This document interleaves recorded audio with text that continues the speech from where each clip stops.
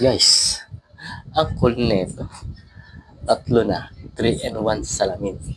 Di ba? Siguro kung bakit ako napabili nito eh. Wala, nakita ko lang sa FYP.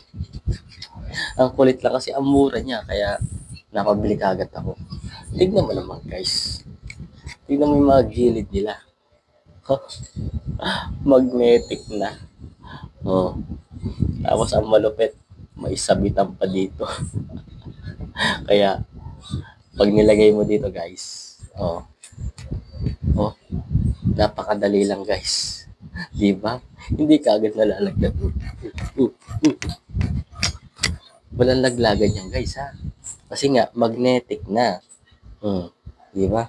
Kaya guys, kung naghahanap kayo ng ganitong salamin, eto na guys. Napakamura na. Tatlo pa siya. I recommended guys na ito ang bilhin nyo kasi makakamura kayo dito. Napakulapit. Napakamura. Sige na guys, kung naghahanap kayo ng ganitong salamin, nasa yellow basket niya. Andun po.